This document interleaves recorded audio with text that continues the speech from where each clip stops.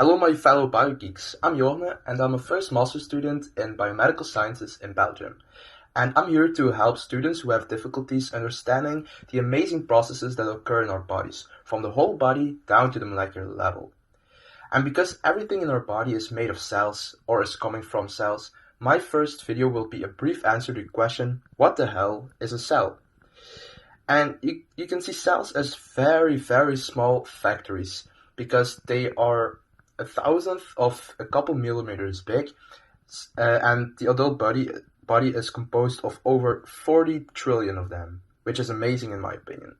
And yet they all consist of the same genetic material, which is located inside of the nucleus, or the central part of the cell, which is, as you can see over here.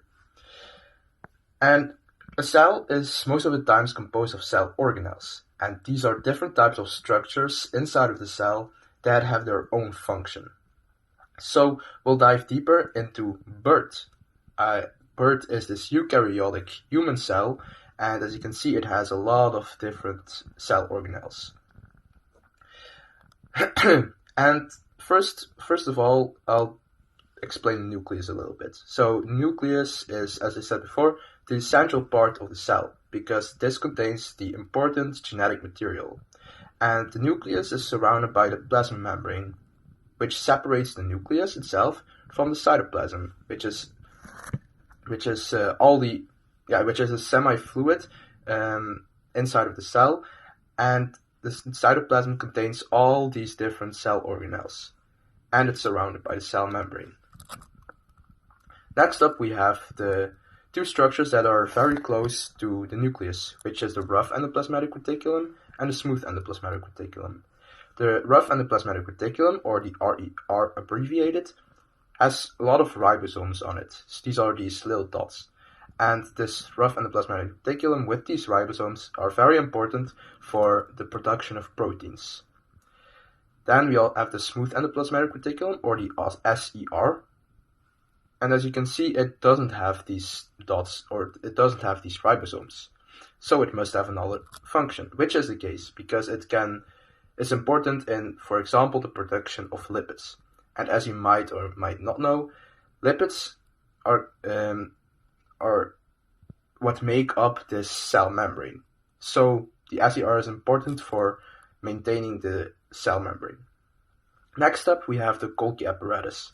And as I explained before, the RER makes proteins, but these proteins aren't mature yet. They are not functional, so they can't have their function inside of this cell or in other cells. So they go to the Golgi apparatus. And the Golgi apparatus is very important for maturing the cells. So they come in here in the cis part of the Golgi apparatus and go through a lot of processing to finally come out of it as a functional protein. And these proteins can then be used inside of the cell or in other cells. Then we have the mitochondrium, and you might know the mitochondrium as the powerhouse of the cells. That's because it creates a lot of energy in the form of ATP, and this is important for maintaining the cell function. And it's important for a lot of different processes inside of the cell.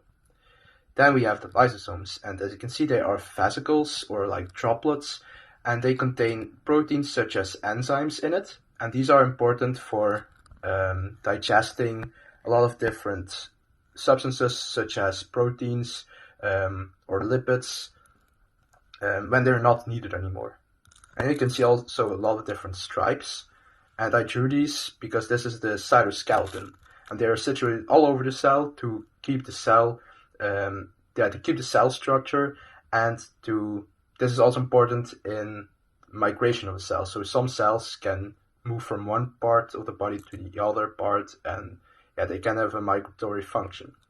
Then lastly, there are also these centrioles, but these are important for cell division, so I won't explain this in this video. I'll explain it in another video where I explain cell division, or mitosis and meiosis. But what's different with plants?